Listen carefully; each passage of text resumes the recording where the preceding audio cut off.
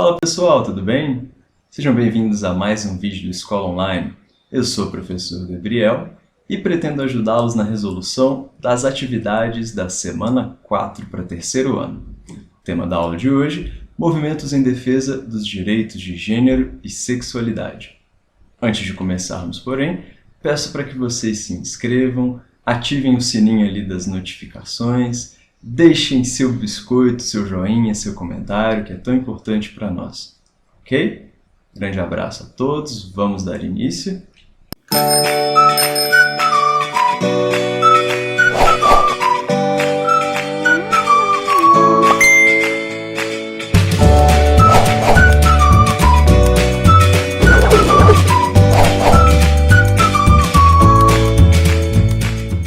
Pessoal, como disse o título, o tema da aula de hoje, o tema dos exercícios dessa semana, envolve os movimentos ali que buscam, que pleiteiam a liberdade sexual, a liberdade de sexualidade e as discussões relativas a gênero.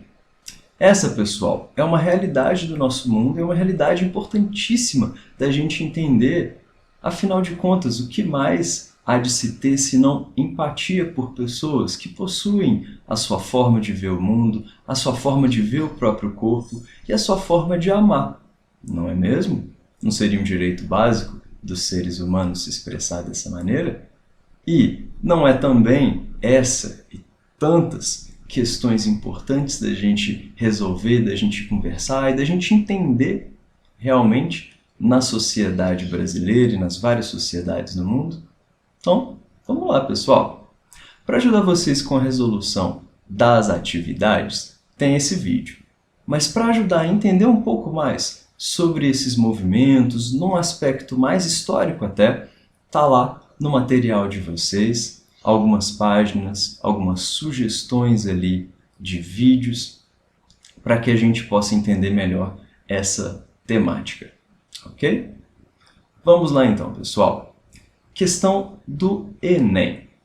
Como eu sempre digo para vocês, quando a gente vê um texto bastante grande, dá uma olhadinha primeiro aqui na pergunta para poder fazer uma leitura mais guiada. Vamos lá então.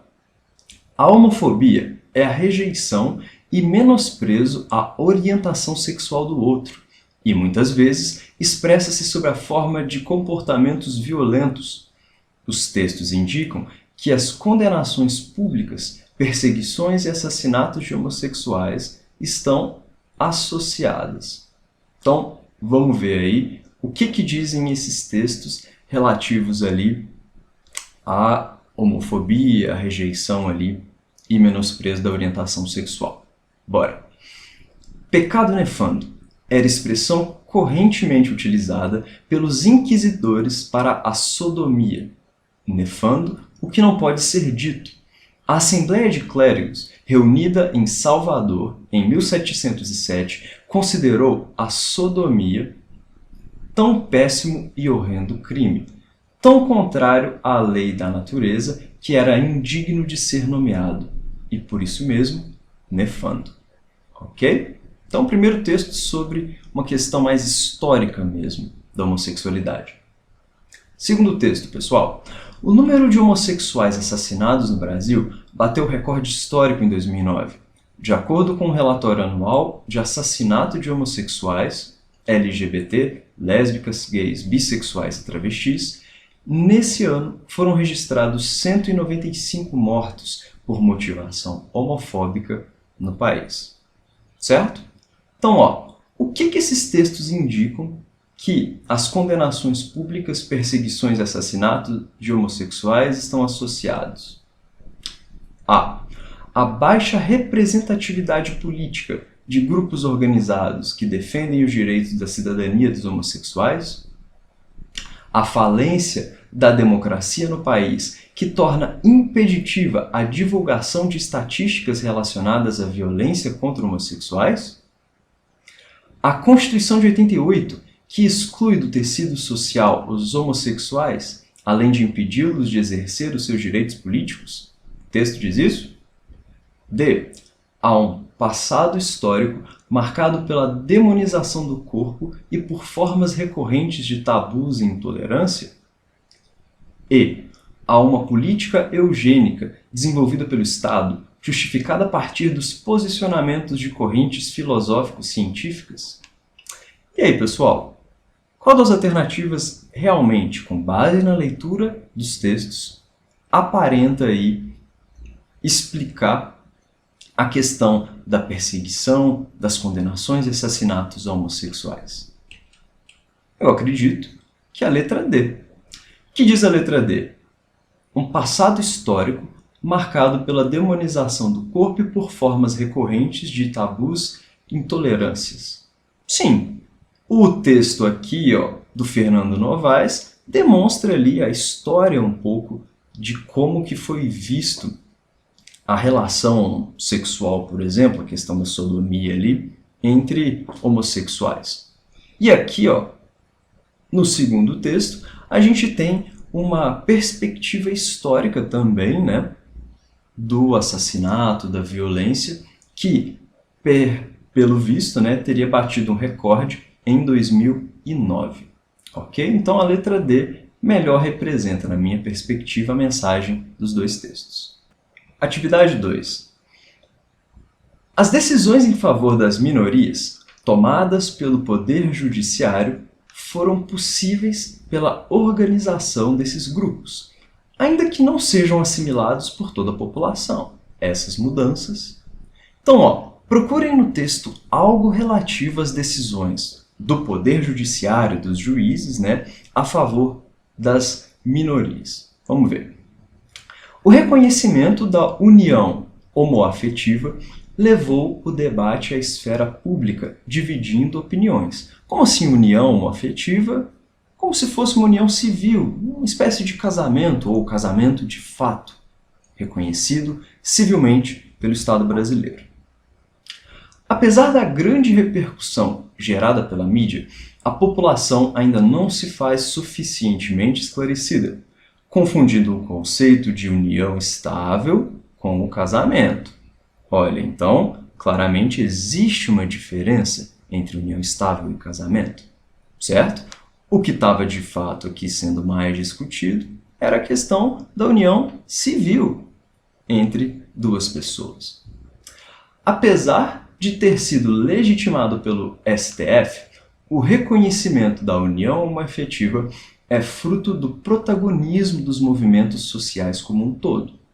Então o texto, pessoal, dá uma pegada bem clara, dizendo que por mais que uma instituição do judiciário tenha dado o ok, a assinatura embaixo, a união homoafetiva é um reflexo de uma luta dos movimentos sociais. Porém, ainda assim, também o texto diz, né, que a população ainda não entendeu direito, ainda não se fez esclarecida o suficiente a respeito desse tema. Então, acho que são 3 os pontos principais dentro desse texto. Mas, lembrando, o que se quer? Ainda que não sejam assimilados por toda a população, essas mudanças relativas à união homoafetiva, que foi legitimada pelo Poder Judiciário, letra A, contribuem para a manutenção da ordem social, reconhecem a legitimidade desses pleitos, dessas demandas, desses pedidos, dependem da iniciativa do Poder Legislativo Federal, resultam na celebração de um consenso político, excedem o princípio da isonomia jurídica. Bom, pessoal, na minha percepção, a alternativa que melhor representa ali tanto o que o texto fala quanto o que a pergunta quer saber seria a letra B, que não está aparecendo. Agora sim. Letra B. Reconhecem a legitimidade desses pleitos. Então, o que o texto diz em relação a essa mudança é que a mudança ocorreu com a assinatura do judiciário, mas que foi um reflexo desses movimentos sociais que estavam demandando isso há tempos, ainda que a população geral não tenha entendido de verdade esse conceito. De todo modo, a decisão tomada reconhece a legitimidade, a validade desses pedidos, desses movimentos sociais. Por isso, acredito que a letra B é a correta. Ok? Finalmente, pessoal, a atividade 3 pede para vocês a leitura e ouvir 4 músicas diferentes, certo? Então, o primeiro ponto é esse. Ver ali, escutar a letra de 2 músicas do Chico Buarque, uma música do Pepeu Gomes e uma música do Durval Vieira, certo? Eu selecionei para vocês alguns trechinhos importantes que vão ajudar vocês a visualizar um pouco da resposta, da tabela lá que eu fiz de sugestão para vocês, ok? Vamos dar uma olhada na primeira. Tem pouca diferença. A música Tem Pouca Diferença, realmente utilizando de algumas imagens bíblicas, algumas metáforas ali, dá a entender aquilo mesmo que o próprio título diz. Nessa questão ali das diferenças e semelhanças entre homens e mulheres, o autor aqui, o poeta, ele demonstra que sim, por mais que homem tenha cabelo no queixo, no peito e tal, tem pouca diferença no final das contas. No paraíso, Adão comeu a maçã, mas a Eva também comeu. Então os dois ficaram sem nada, então dando a entender que até biblicamente a gente pode falar que Adão e Eva podem ser diferentes em termos de uma outra parte do corpo, com mais ou menos cabelo, que seja, mas são semelhantes até na sua punição, né? Até aí nas suas falhas, com a questão toda da maçã, por exemplo. Mulher tem 2 pernas, tem 2 braços, 2 coxas, e o homem também tem. Então, se for reparar direitinho, tem pouca diferença. Essa outra música do Pepeu Gomes, Masculino e Feminino, é uma celebração, né? Do que seria o masculino? Quais características são mais associadas ao ser masculino, ao ser homem? E quais seriam características mais associadas ao feminino, ao ser mulher? Será que não existe beleza no masculino? Será que não existe beleza no feminino? Será que eu tenho que ser somente masculino? Ou será que eu também não possuo um eu feminino e posso admirar esse eu feminino? Né? Então é o que diz aqui, ó, por exemplo, no trecho. Ser um homem feminino não fere meu lado masculino. Se Deus é menino e menino, eu também sou masculino e feminino. Ser um homem feminino não fere meu lado masculino. Ok? Seguindo aqui, ó, a música Genil Zeppelin, bastante chocante, é uma música que já trabalha não com uma visão geral do homem, da mulher, como mostra aqui, ó, com comparações, mas com uma perspectiva até de crítica social relativa às mulheres e a algumas mulheres em determinadas situações de trabalho. A música Genil Zeppelin conta, para quem não sabe, né, a história de um suposto povoado onde essa Geni mora. E a Geni, associada aí à prostituição e associada também a algumas práticas mais condenadas pela cidadezinha, a Geni acaba sofrendo com preconceito, ela acaba sofrendo com uma visão pública negativa sobre ela, enquanto ao mesmo tempo ela é procurada por algumas pessoas, ela é celebrada por alguns círculos que inclusive não a assumem na sua importância e complexidade. Né? Então, como diz aqui o trecho, né? De tudo que é nego torto, do mangue, do cais do porto, ela já foi namorada. Ela é um poço de bondade e é por isso que a cidade vive sempre a repetir. Joga pedra na Geni, joga pedra na Geni. Ela é feita para apanhar, ela é boa de cuspir. Curiosidade, no final das contas, a Geni acaba salvando do Zeppelin a cidade que a condenava, as pessoas que jogavam pedra nela. Enfim. Seguindo para outra música do Chico Buarque, a gente vê aqui, pessoal, Mar e Lua. Uma música que parece viajada para alguns, mas que apresenta uma metáfora muito interessante. Aparentemente, a música fala de uma relação de amor proibido, escondido, entre duas mulheres, tratando o assunto inteiro de uma forma tão poética, tão sutil e metafórica, nessa representação ali. Então a gente vê, por exemplo, no trecho selecionado, que uma andava tonta, grávida de lua, e outra andava nua. E aí falando ali sobre a paixão das duas, né? Foram ficando marcadas, ouvindo risadas, sentindo arrepios, olhando para o rio, tão cheio de lua. E seja você uma mulher heterossexual, uma mulher homossexual, um homem heterossexual, um homem homossexual, todos nós já sentimos isso, não é? Esse finzinho? Pois é. Enfim, pessoal, após ouvir as músicas acima, faço uma tabela com os seguintes dados. Como homens e mulheres são representados? Quais são as suas ações, sentimentos e comportamentos nas músicas? Quais são os verbos e os adjetivos usados para se referir a homens e mulheres? Como são as relações afetivas? Como elas são representadas? Como homens e mulheres se comportam nessas relações? Quais comportamentos que as músicas estimulam e criticam? Bom, pessoal, tem várias formas de fazer essa tabela. Talvez eu tenha até pego uma forma um pouco mais difícil.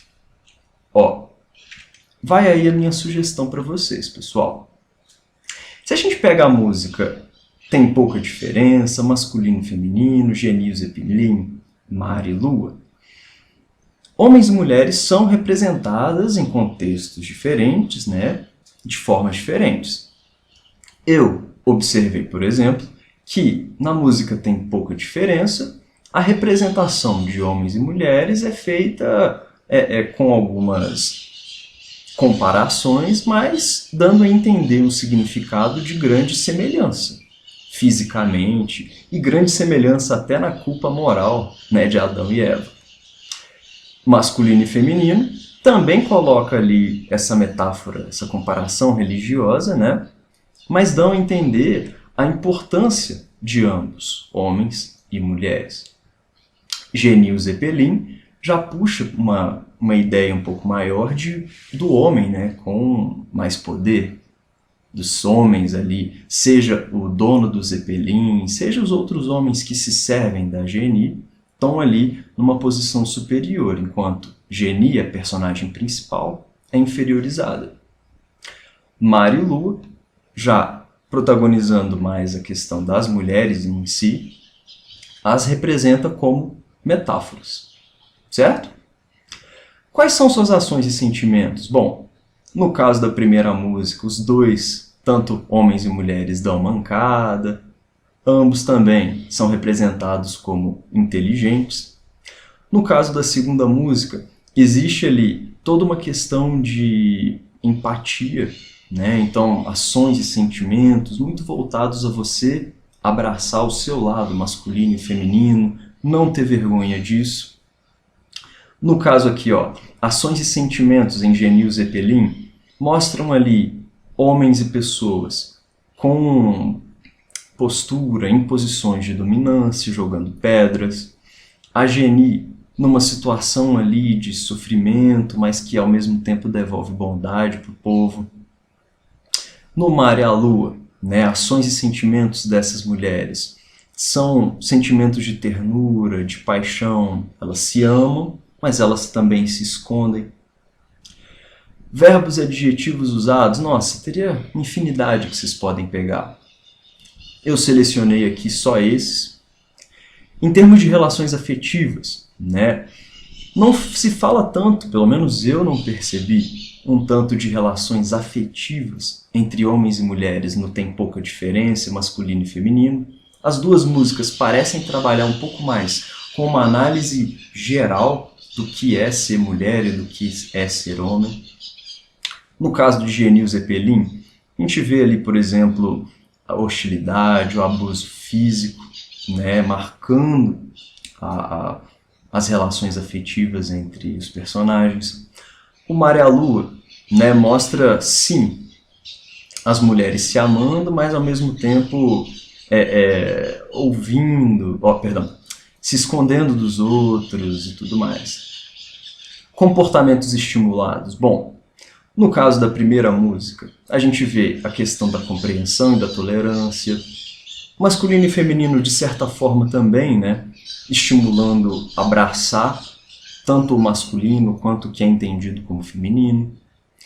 O Genie e o Zeppelin, essa outra música, existe aí uma crítica da hipocrisia da sociedade, né? Então um comportamento ali até um pouco de revolta com a forma com que a sociedade está tratando a Genie, né? A questão da violência contra os menos favorecidos, também existe toda essa situação sendo questionada. Também existe uma crítica aqui no Mar e a Lua, mas nesse caso é a questão da empatia, sobre esconder o amor de duas pessoas e o quão absurdo isso pode ser, por mais que se retrate de uma forma poética. Então a atividade 3, não tem dúvidas, é bastante complexa mesmo, mas eu espero ter ajudado vocês com algumas ideias para sua tabela. Não precisa sair dessa forma, não precisa apresentar essas análises, mas sim uma análise feita por você num formato de tabela que melhor representa a sua visão das músicas, ok? Então é isso, pessoal. Muito obrigado pela sua presença até aqui, por todo o carinho que você deixou pra gente aí nessas semanas. E é isso. Grande abraço a todos.